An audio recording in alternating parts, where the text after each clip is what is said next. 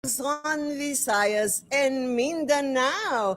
This is your host, Marlene Craig of Kumusta Ka Bagong Pilipinas, ang bagong talk show ng bayan with my other host, Miss DJ Rina Tolentino. Well, hi! Good morning sa ating mga kababayan dyan, Luzon, Visayas at Mindanao. Nagbabalik ang Kumusta Ka Bagong Pilipinas at dala nitong magandang balita na naman that guys, we are so trending sa lahat ng aming mga segments. Kaya don't miss it. Suportahan ninyo kami sa YouTube, sa Facebook. Ayan, sa Bagong Pilipinas page, i-follow ninyo at huwag nyo na rin kalimutang i-follow ang inyong lingkod, DJ Rina, sa kanyang FB page. At ngayon, MK, napakaganda mo ngayon at napakaganda ng araw. Kasing, hindi, sumusunod lang ako sa kagandahan mo. Okay. So, ang topic natin kanina is, it's not the children's job to take care of their senior parents. Ngayon, the question is, and that's the topic for today, so whose responsibility is aging? With our aging parents na dapat with dignity. Remember, children are not a retirement plan. Pero karamihan ganon, di ba, Rina? Oo, yan kasi yung isang mindset nating mga Pilipino, lalong-lalo na siguro sa mga baby boomers na tinatawag or kaya matatanda na, nasa ano na. Though we are entitled, kasi nga naman sa ating mga magulang, sila yung naghirap, sila yung nagsakripisyo. Pero at the end of the day, kanino ba obligasyon yon? It's always the parents. Pero sa ating mga katulad naman nating Gen Z na kung may pagkakataon tayo bilang isang Pilipino, bilang isang mabuting anak at bilang Kristiyano, dapat we take accountability rin naman. Pero ang question is, dapat bang maging retirement plan? Yung mga anak nyo. Kaya pala noong panahon, nag-aanak sila ng 8. Kasi para maganda, malaki yung retirement plan. At least 3, 4 sa kanila ang tutulong sa mga magulang siguro, no? Na maging successful. Pero gusto nating linawin dahil ayokong misinterpret na naman sa usapan nating ito. So there are situations where family stepping in is not entitlement, you know? It's compassion. Dapat yung mga anak nyo may compassion, may kindness, at may tunay na pagmamahal sa inyo. Halimbawa, kung yung isang parent who work hard all his life, siya ang nagtaguyod sa pamilya, then sa age ng between 48 and 50, biglang nagkasakit. At biglang nawalan ng trabaho kasi naputol ang isang paa. So, ginamit na lahat ng insurance, gaya ng sinabi ko kanina, sa kanyang pangangailangan, sa kanyang mga gamot. Ginamit sa pag-aaral ng mga anak, kasi kailangan pa rin mag-aral ng mga anak, di ba? So, sinubukan ng nanay magtrabaho, pero sapat lang para makaraos. And then, so siguro naman, this is not poor planning, di ba? This is life. Yes. So, anong gagawin? Obligado na ba ngayon? O dapat, obligado pa rin. Sino may responsibilidad? Si nanay? O si tatay pa din? For that one, MK, again, we will boil down to that situation. Kung ikaw bilang isang parent na may trabaho naman, there should be a demarcation line as to how far you could go giving, providing.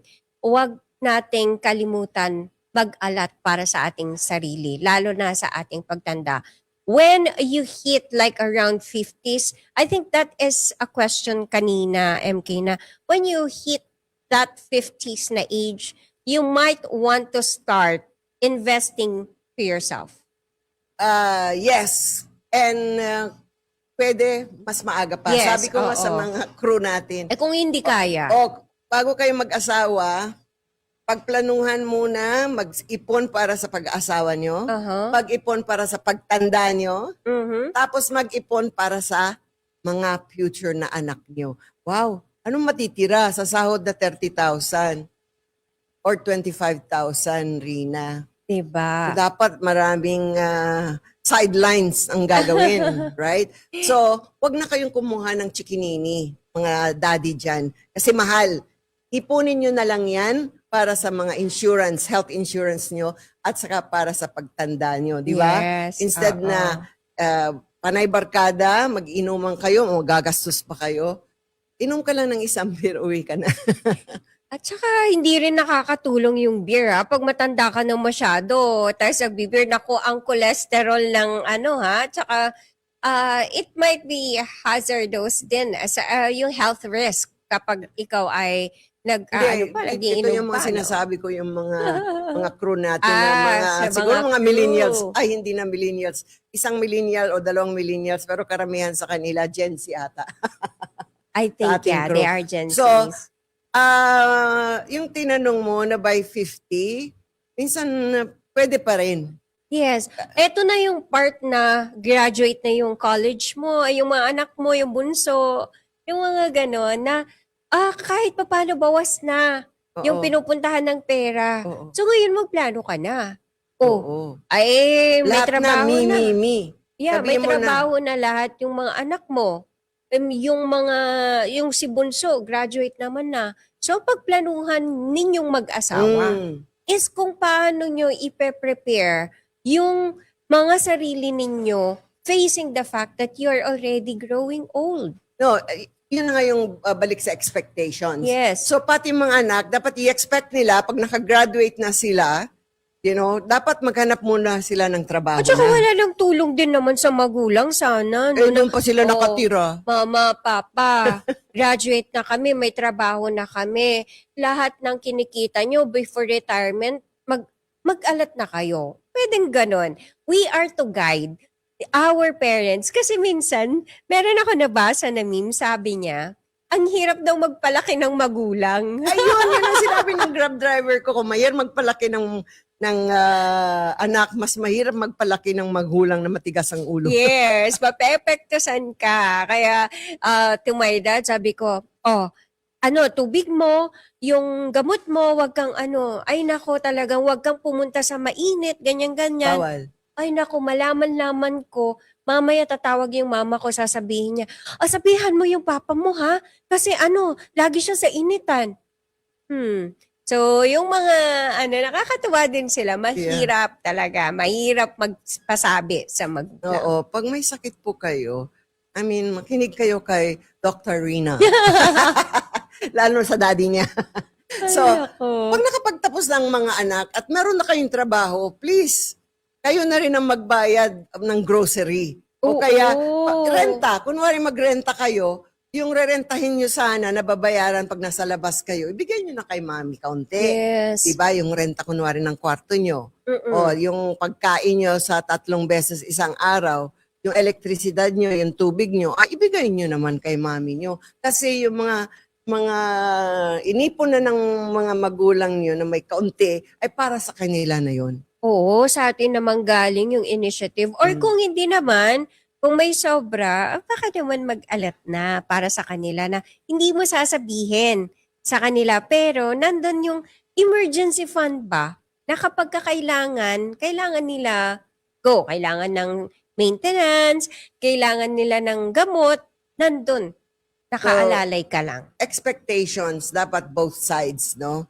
Alam nila na dapat sila na on their own. Yes. Kasi yun ang nakakalimutan natin mga magulang, spoiled yung mga anak natin. Hanggang kaya, hanggang dyan sila, pinababy pa rin natin sila, Hindi natin pinapabayad ng renta. Sa Amerika, 18 years old, umalis ka na. Diba? Oo.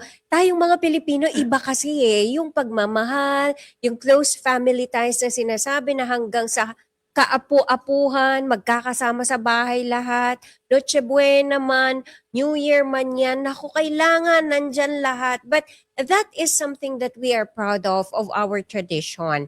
It's just that, how do we draw the line or where do we draw the line in terms of the responsibility Tama. ng magulang at may boundaries anak? dapat, no, ang magulang towards their children. Yeah. And the children must also tell them, ito yung expectations ko, ito yung boundaries ko, ito yung kaya ko lang at hindi ko Yes. kaya.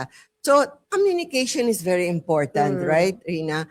So, yung responsibilidad na, Mama, responsibilidad nyo yan. Kasi, hindi kasalanan namin ang pumunta dito sa mundo. At hindi namin obligasyon talaga. Yun ang sabi ng iba. Ay, sana hindi ganon. Dahil, wag natin sisihin ang ating mga magulang why we are brought here. It's because nasangkalan lang din naman sila sa plano ng Lord para sa kanila. Oo, yeah. Diba? So, yan, pinag-uusapan ng lahat. Kasama dapat ang mga buong pamilya. Kung anong expectation nyo. Parang, anak, pag ako ba'y nagkasakit, dadalhin nyo ba ako sa nursing home? Oo. Tapos, kasi yung ibig kong sabihin nursing home or home for the aged, yung pag hindi na clear yung mind, yung hindi na maliksi ang pag-iisip, ang katawan, So, yun yung, hindi naman yung okay ka pa. Kasi kung buhay pa yung nanay, both nanay and tatay, they can take care of themselves. Yes. Ngayon, kung may sakit yung isa sa kanila, may sakit din si tatay, paano nila take care? So, kung kaya naman, tulungan kaunti na magbigay ng pera para sa katulong ng mag-asikaso sa kanila o yung maglaba lang para sa kanila. Oo. Diba? Tapos i-check up lang na naka-switch off lahat yung mga oven. Pero so obligado lang talaga ang parents. Ito na naman. Kailan pwede silang tumulong? Tumulong in terms of sa pangangailangan ng kanilang old parent, their parents, for as long as you're capable, I think. Emotionally. Let's start emotionally. Ang dami mong problema rin. Okay. Kung meron ka pinagdadaanan, let them know. Correct. Mommy, daddy, medyo kapos-kapos muna tayo ngayon kasi wala ako pang trabaho or mababa yung sweldo ko. Pero eto, may konti-konti ang i-expect ninyo per month is ganitong amount lang. Kasi medyo hindi ko pa kaya. Or, Mami, pasensya na, hindi ako makakapagbigay ngayon kasi kinulang ako ng sahod. Medyo absent ako ng 5 araw. So, sabi mo nga dito is there should be a clarity in everything. Correct. Huwag nating padamdamin sila. And at the same time, wag din naman natin iparamdam sa ating mga anak na wala silang kwenta dahil hindi sila nakapagbigay. It's a two-way street. So, yung basta ibagay lang yung sitwasyon. May communication lang. Kasi siguro naman nakakaintindi ang mga magulang, no? Pero meron talagang, merong mga magulang gaya ng Grab driver na pasaway. Ay, oo, meron. Nagde-demand. Hindi natin yan matatanggal, MK. Kumbaga, psychological. There's something wrong with that first character na yun, Hindi di ba? natin naman alam kung ano yung mga Pero pinagdaanan in spite of that, nila. sinabi daw niya sa nanay niya, Ma, nalagaan kita. Hindi dahil sa mahal kita, Ma. Masama ang loob ko sa iyo, Ma. Pero inalagaan kita dahil magulang kita. Grabe, no? That's good enough. Yes. And Kasi the yung respect is respeto, there. di ba? Oo, grabe. Kasi naman hindi siya kaaya-ayang mahalin. Doon sa istorya. Meron din talaga namang magulang na masasabi natin hindi ganun dapat mahalin dahil nga hindi naman natin masasabing malala or worst. But meron silang mga pansariling mga way ng selfishness.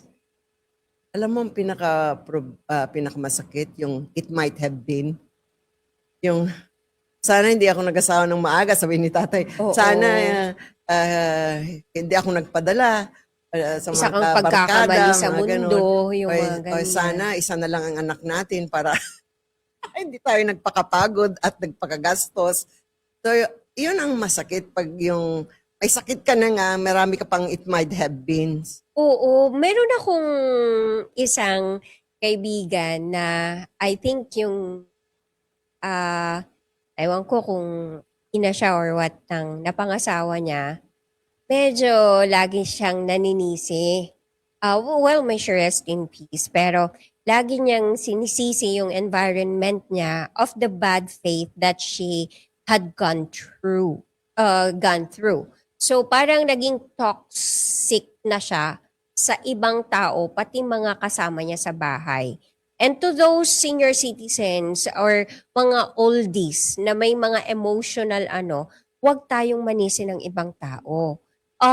Respeto, and at the same time, kung may mga resentment ka sa buhay, mga bitterness, huwag na nating balik-balikan dahil wala na yun. Instead, kung ano mo yung pagkakamali, kulang, punuan na natin. Oo, past is past na. Huwag na pa kayo nagre-rewind. Yes.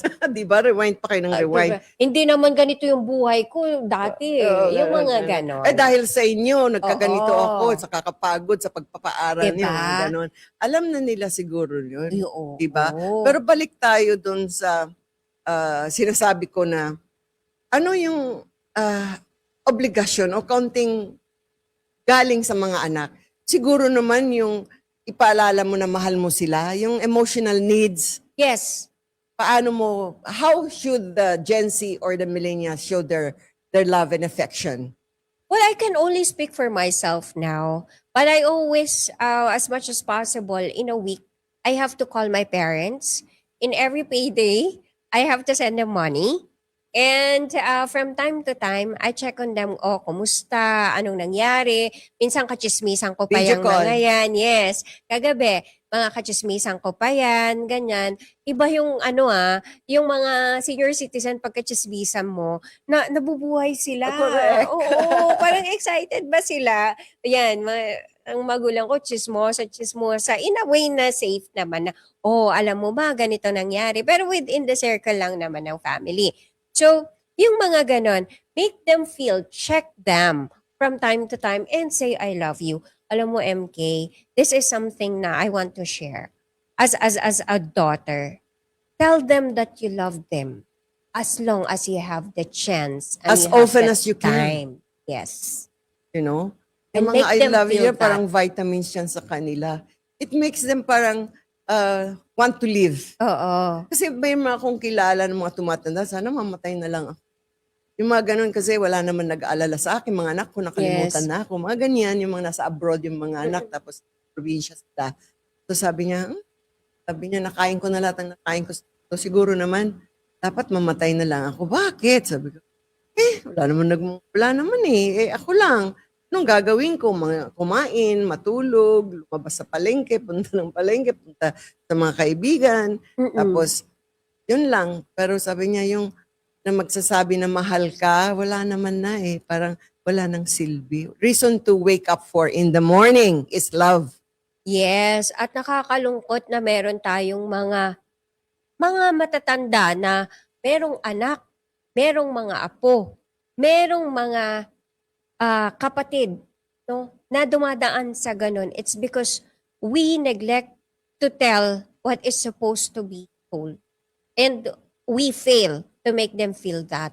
And ayun nga, sabi nga nila na huwag ka namang pumunta pagka nakalagak na ako at doon ka iiyak-iyak, magsusorry Yun na nga, ka. di ba? Diba? Sabi ko rin yan sa mga anak ko eh. Pag sabi ko, when I need you, should give all my needs na. Wala siya ng mga emotional. Sabi ko, ay, gagalit talaga pag ako namatay na, doon kayo iyak-iyak. Anong silbi nun, di ba? Correct. So, there should be a balance, di ba? With independence, with sabi mo na, you should be self-reliant, ma. Ganyan dapat Yeah. iniisip nyo. Hindi, meron namang balance yan na may independence and support. So, doon tayo sa support and bigyan ng independence ang family, both sides, sa mga bata rin. Kasi, pag klaro ang lahat, talaga pinag-uusapan na dapat. Kaya dapat tapin na sila. Kagabi, as I was hugging my son, sabi ko, "Nak, are you gonna take good care of mommy when I grow old?" Diba? Sabi niya, "Yes, mommy, I will." So, those are pahagings and all, pero definitely, you have to inculcate their minds that you have that kind of expectation. But it's not necessary Yes. because they know me as a mom. Oo. May Independent ka. rin, may obligasyon din ako para sa sarili ko. Pero somehow, the lambing is there na, "Nak, are you going to take good care of mommy when I grow old?" So, yes, mommy, I will. Pag bata pa sila, ang daming yes, yes, yes. Yeah, oo. Tapos, tonight, ask your Gen Z again, anak, pag nag-asawa ka at ayaw sa akin ng asawa mo, paano yan? Will you still take care of me? Oh, Gen Z, anong pwedeng isagot dyan? Ay, nako. Iisa lang ang magulang. Maraming choices dyan. Oh, Lalong-lalo na kung naging mabuti silang magulang sa'yo, oo. mag-isip ka na. Kung hindi niya mahal ang mahal mo, I bet, hindi ka rin niya papahalagahan. Kaya Dahil, ipakilala mo muna sa mami mo yan. yes, alam mo yan yung isa kong regret sa buhay. Ano? Ano yung regrets na yan na hindi mo pinakilala sa nanay mo? Ano yun? When I really had to disregard their mindset about me getting married before. So, parang, okay, mahal ko ganyan. Pero no, parents knows best. Yes. Ramdam nila I can tell that too, you know. I also made, hindi naman mistake kasi may anak ako sa kanya. There are Pero blessings though. before it happened, talagang my mom says, I don't know the right guy for you. Or you might leave you one day. So, di ako niwala. Pero okay lang. Kasi yung bunga is Doc Zoe. Yes. Sabi nga ni Zoe, sorry, mommy, na pinanganak mo ko. Galing Oh, ako sa no. daddy ko na sinaktan ka. Sabi ko, it's okay if I have to marry him again just to have you. I'll marry him again for a mistake. yes. And I think everything is orchestrated for our best version, I think. True. Kaya, Actually, in a deeper sense, spirituality, things, sabi nila, everything has reason. yes, Ano? oo. Pero, again, instinct ng magulang, Balik tayo sa, so sinong mas responsibilidad? Siyempre, tayo. Sana nag-prepare tayo. yes. Di ba? Ngayon, hindi tayo nakapag-prepare kasi hindi talaga, walang extra. Paano kung yung tatay mo nagsasahod lang? Let's say 40,000 lang. Mami mo homemaker lang. Yeah. Yun lang sa bahay. So, 2 kayong pinag-aaral o 3. Magkano na ngayon, lalo na ngayon? May mama-save ka pa ba for insurance? PhilHealth, mura lang, 300. Additional HMO for dreaded disease. So, saan tayo kukuha nun? O, sa Makati na lang tayo lahat. Oo, lipat na kayo sa Makati. Sa Makati na lang tayo lahat, mga kaibigan, para tayo ay malibre sa lahat ng ano. Pero, ngayon, sabi mga MKS, sa mga magulang na papasok na sa old age, it is enough to I think give the best as parents, pero it's high time for us Yeah. also to Pag look 50 back na kayo, everything nasa bulsa nyo na ilalagay. Bahala Yes. na yung mga anak nyo. sa healthcare mo na. Kasi pag nag-asawa sila, sabihin niya, pa, hindi ako makapunta dyan. Yung anak ko may sakit, yung asawa ko may sakit. Kayo muna dyan. Diba? Alam mo, MK, sabi ko sa mga anak ko is, I got you an insurance, and once you're 18, you're supposed to be paying your own.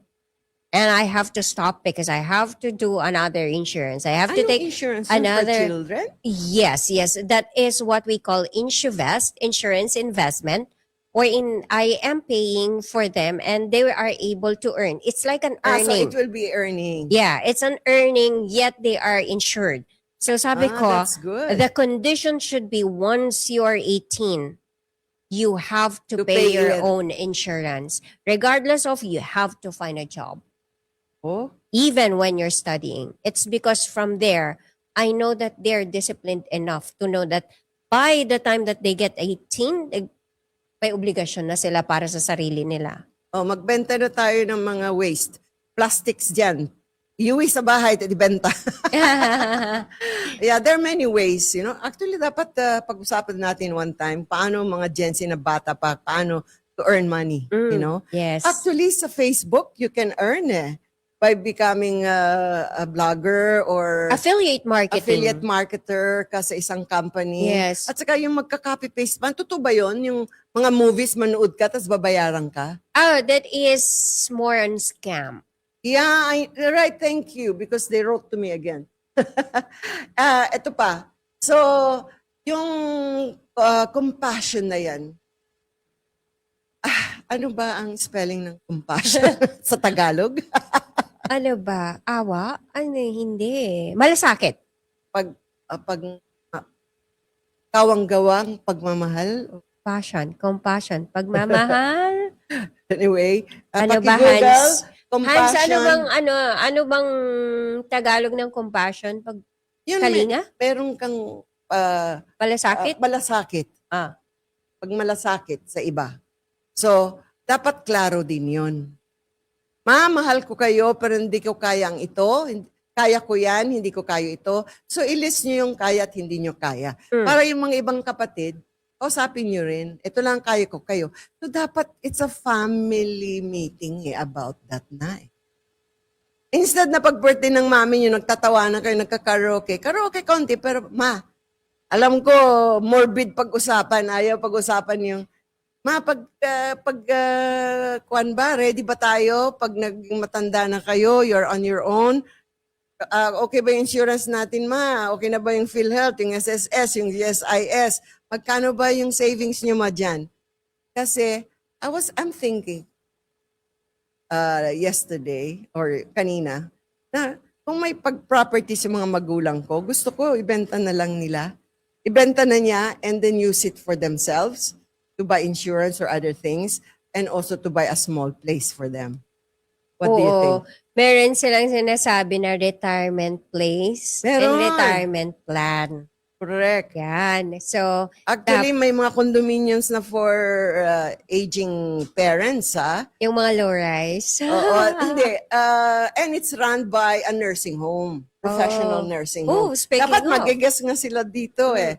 So hopefully mag-guess sila kasi pwede ka nang bumili sa condo. May mga doctors and nurses na doon. May Diba? swimming pool ka pa and everything. Oh. But we're talking about yung agile, yung maliksi pa.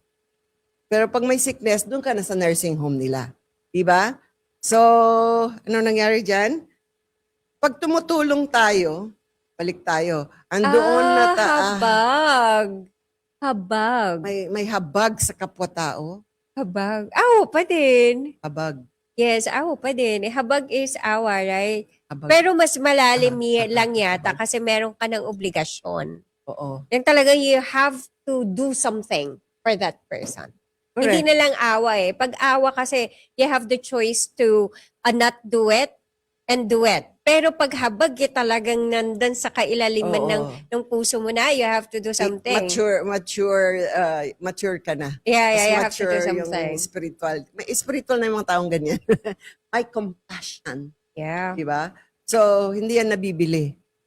Oh, that's too expensive. And only those children na talaga namang na-raise ng tama at malalim yung pinagdaanan.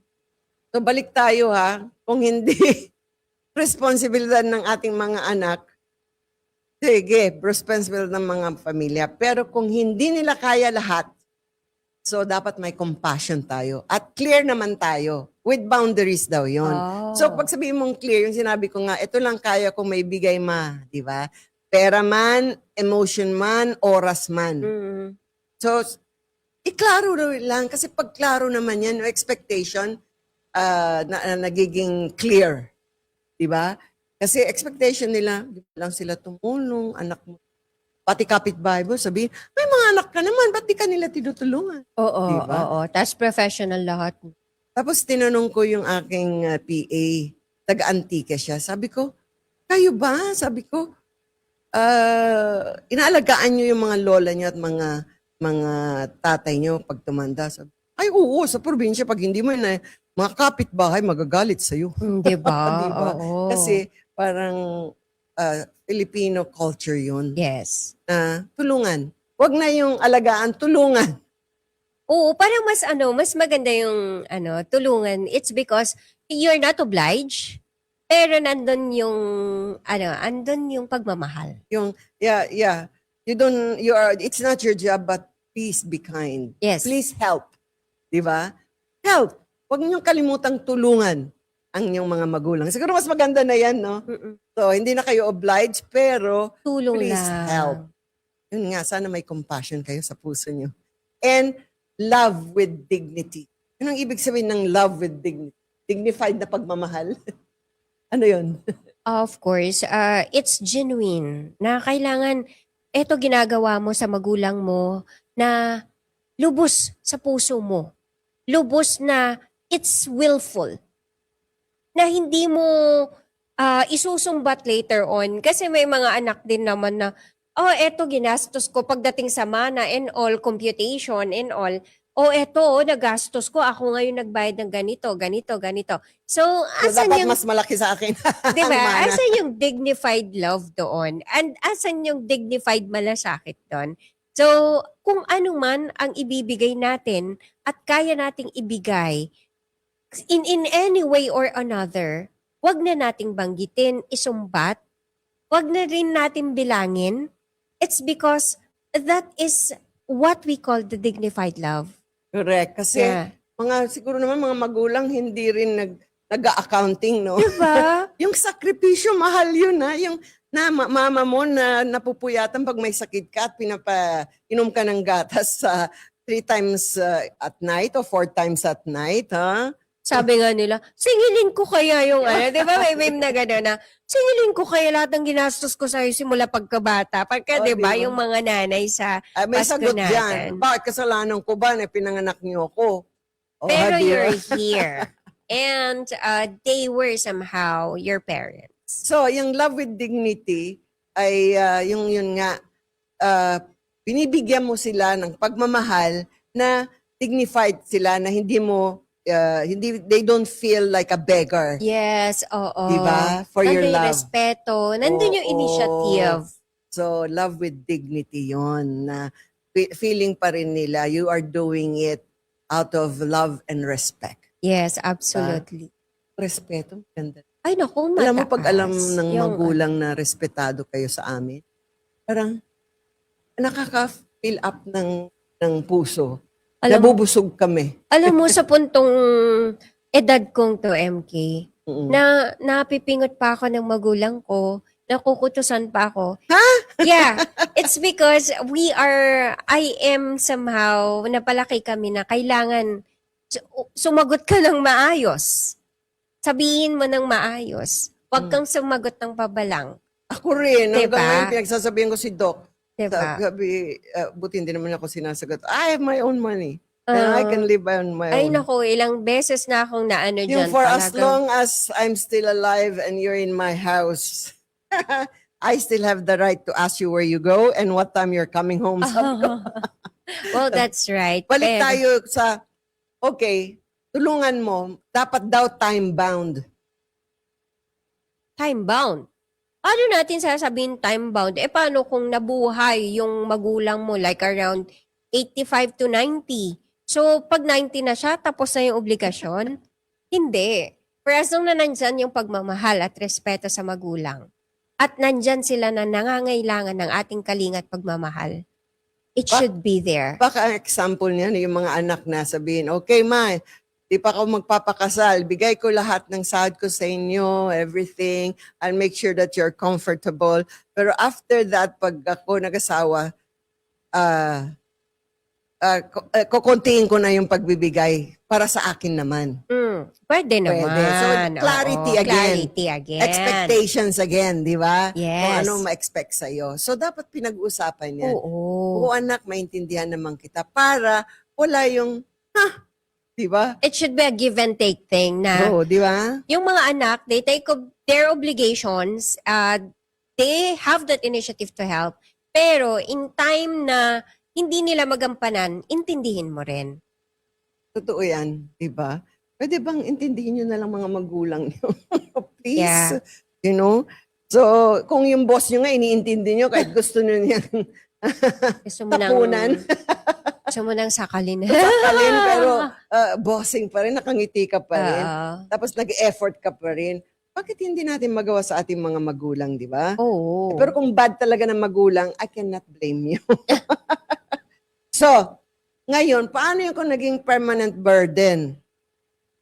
Paano permanent burden sila ba ay... Yung wala na talaga si mama. Ay, si papa na lang natira. Kunwari, wala na si mama. Si papa, baldado na. Pero- bedridden. Hindi mo pa siniswitch off Ah. yung kanyang life support. So, So, for that one, siguro, kailangan pag-usapan bilang mga magkakapatid. Kung mag-isa Bilang ka lang. kung ano, wala ka talagang aasahan. Uy, Sarili mo. meron! Pero, again, ang ano Aside from natin, God prayers natin, yes. pwede tayong lumapit sa DSWD. Mm-mm. Diba? Pwede daw tayong lumapit kay congressman. Kung pwede pa ba yung mga ayuda na yan. Pero yung dati pwede kang humingi sa AKAP sa congressman mo. Okay. Previous year. Siguro kailangan din natin pag-usapan, MK, yung mga institusyon. Mga simbahan na Yes. pinupuntahan nyo. Siguro naman mag-aambag sila, di Yung ba? mga institusyon na Yes. ay nagbibigay ng kalinga at pagmamahal dyan. Yung sa government natin, kay mayors, kay barangay, di ba? Parang bigyan kayo ng guaranteed letter kung ma-hospital man, di ba? Yung, may mga hospital tayo. UH is a government-owned hospital. East Avenue, kaya lang mahaba ang pila. Oh. Pero, hingi rin tayo ng tulong. That's why nananawagan kami sa DSWD na talaga po seryosohin natin yung pangangailangan ng mga senior citizens natin, lalo na yung mga abandonado at hindi na nakakalakad. Okay? So, lalo na yung mga aksidente, walang paa. Paano ka naman makagtrabaho? Lalo na pag dalawang paa na wala o isang kamay na puto lang, hirap at trabaho. Pero I still know people can have a good work and can earn money even puto lang isang kamay. Yung mga handicap na ganyan, meron ba tayong mga institutions or mga organizations Dapat that PWD are, daw. no? My brother nga, PWD for the last 50 years, di pa ako nakahingi. that are having or supporting, binibigyan ng trabaho yung mga kagaya ng mga to. I think I should do research on this one. Baka Yes. pwede natin ding i-inject pagdating ng susunod nating segment na, meron palang mga institutions na ganito. At yung balita natin, sana ma-approve na ito. Lagi nilang sinasabi, approve na, pero hanggang ngayon wala pa. Yung tago 1,000 pesos monthly Na, na para sa mga seniors. ay talaga ba? At least pangbili ng vitamins. Oo, no? Malaking bagay na Yeah, yun. so 12,000 in a year. So I was told by my Makati Social Welfare, Ma'am, magandang balita, makakatanggap na kayo ng 1,000 Senior naman. ka na ba? Sa panaginip. Parang hindi pa naman. The news, Huwag kang excited, MK.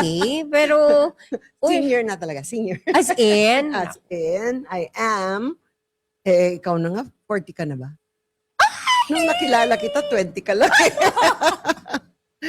So, yan, yung pag may crisis naman, accident, illness, walang trabaho ng mga, please naman, responsible na rin natin bilang kapamilya ng ating mga magulang na tumulong. Tumulong na lang, walang tumulong obligado. na lang, oo. Pero sa ating mga anak, be fair din naman. Yung mga pero ng ating mga magulang, huwag naman natin lustayin. No? Kasi may mga kakilala din ako, MK, na matatanda na yung mga magulang nila. Hinihingan pa. Hinihingaan pa. Yung alahas mo, maisanla na natin. Diba? Ayuda na lang. Yung bahay mo, Kukunin pa. Hindi, yung bahay mo, Oo nga, no, mang ayuda. Oo. Mapahingi naman dun sa ayudang nakuha mo. Diba? Ay, grabe naman. So, sa mga anak dyan, kung hindi natin sila matulungan in one way or another, wag na natin kunin kung ano yung para sa kanila. Let them kahit papano enjoy the perks na natatanggap nila kung hindi sa atin, sa ibang tao, pero please lang, do not deprive them of that. So, balik tayo sa problem. When the problem is when crisis turns into a permanent expectation without planning, gaya ng illness, accident. So, family help is compassion. Hindi siya obligasyon. You know, the problem is not helping. Di ba? Kung hindi kayo tutulong, ay nako, pupuntahan kayo ng SWD ba? Pero again, it is a reminder to all daughters and sons there na nasa parehas na edad or mas bata ka man or mas matanda, pero you're capable of taking good care of your parents. Again, a reminder should be, if you don't want to take accountability of your parents, at least ilagay mo sila sa maayos na organisasyon wherein they are given love or maybe support that they need para sa kanilang existence. Oh, yan. Mm-mm. So, tanungin natin ang ating mga viewers. Question to at kailangan pag-isipan mabuti. At pwede niyong i-comment sa aming Facebook account. So, when do you think family help is healthy? Tagalogin mo nga yan. O kailan mo ba masasabi na ang pagtulong ay katanggap-tanggap pa or dapat pa? Okay, during crisis, gaya ng illness, accident, and loss of job ng magulang mo, please tumulong kayo. When expectations are clear. So ano yung mga expectations yun na klaro na between you and your parents? And when responsibility is shared, that means kung may mga kapatid kayo na pag-usapan nyo na ba? At ano rin ang expectation mo sa mga kapatid mo, di ba? And then, alin doon ang problema mo? Or all of the above? Pakisabi po, paki-comment dyan. So, mahirap yung magtutulong na heavy ang puso mo. Kasi Oo. galing lang sa guilt ka. Ay naku, magulang ko kasi, sige nga na nga. Nakakaya naman. O, Nanay ko parang kasi ganon. yan, tatay ko Oo. kasi yan, but no. Diba? Dapat love lang, out of love. Yeah. Yung walang clarity, di kayo napag-usapan na hindi mo kaya magbigay o wala kang time, silent expectations, yung Yes. mga magulang lalo na they expect na may anak ako, hindi kaya sila pwedeng tumulong? Parang ganun ba?